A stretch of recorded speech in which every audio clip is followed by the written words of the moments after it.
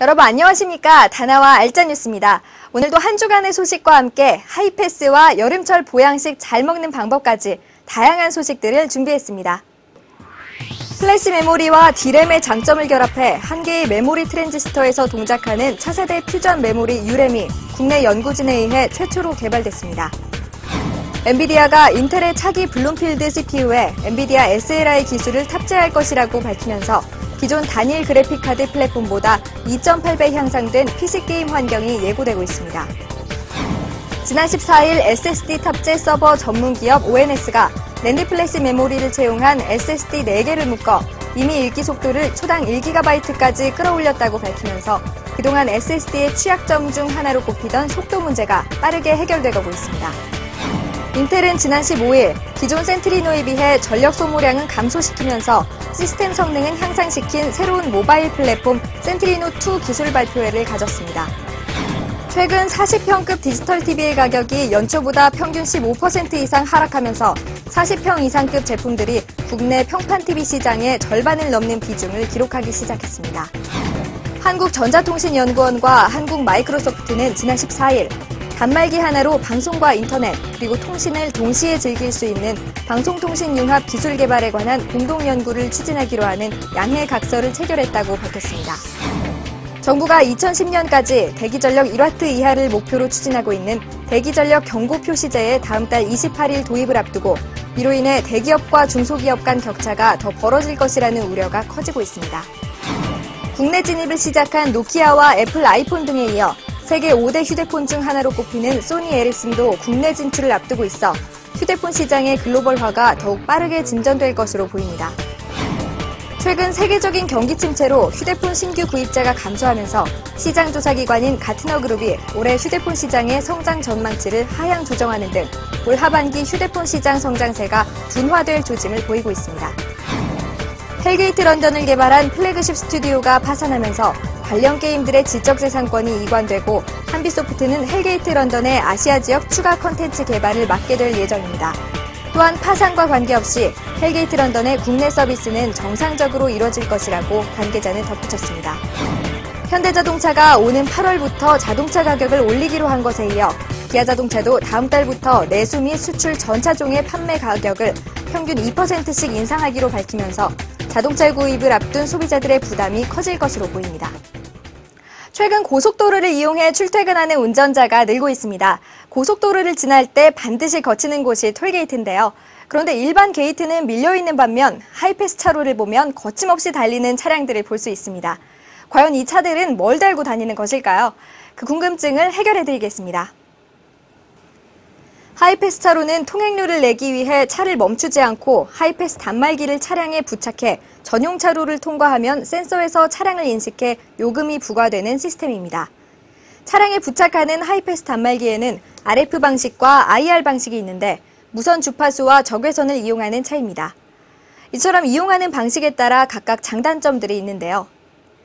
먼저 무선 주파수를 이용하는 RF 방식은 차량 어느 위치에나 설치가 가능하며 기후나 환경의 영향을 적게 받는 것이 특징인 반면 앞유리가 금속 코팅이 돼 있을 경우 잘못 작동될 수도 있으며 내비게이션이나 GPS 등과 주파수 혼선의 우려가 있습니다.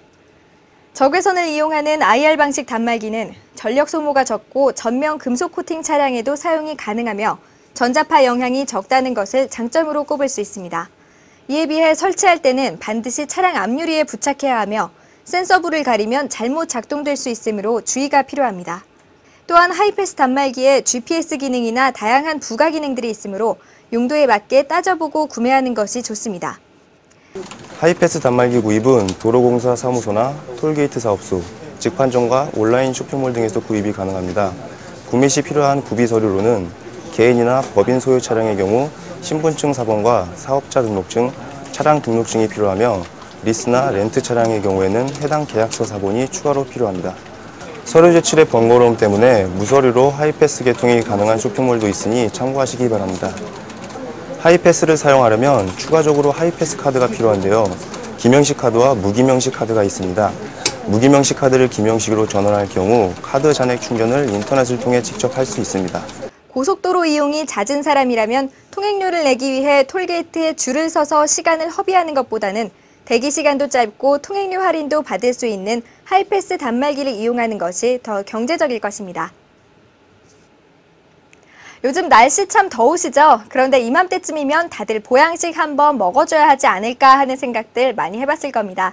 이 시간에는 맛집을 찾아다니기엔 엄두가 나지 않는 분들을 위해 집에서 간편히 즐길 수 있는 보양식에 대해 알아보겠습니다.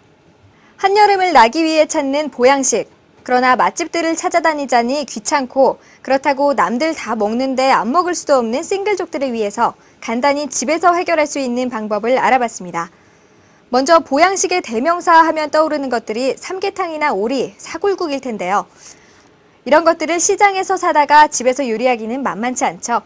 대신 팩으로 판매하는 제품들을 구입하면 집에서 간편하게 해결할 수 있습니다.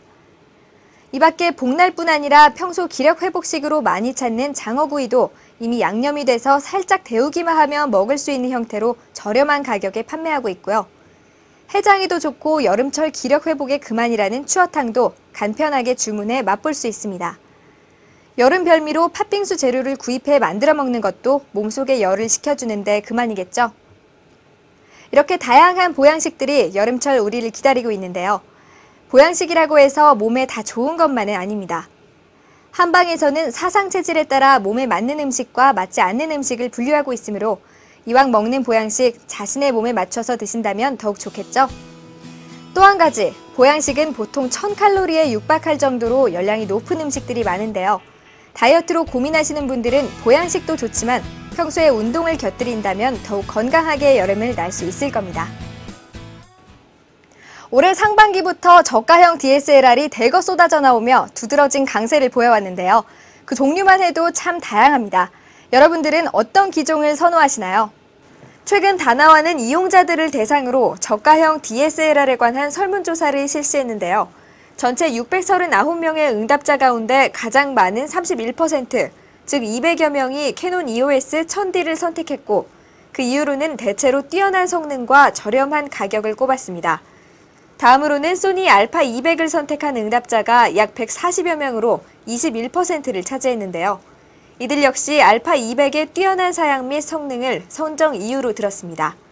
또한 간발의 차로 니콘 D60과 펜탁스 K200D를 꼽은 사람도 17에서 16%나 됐고 올림푸스 E420도 15%가 손을 들어줬습니다.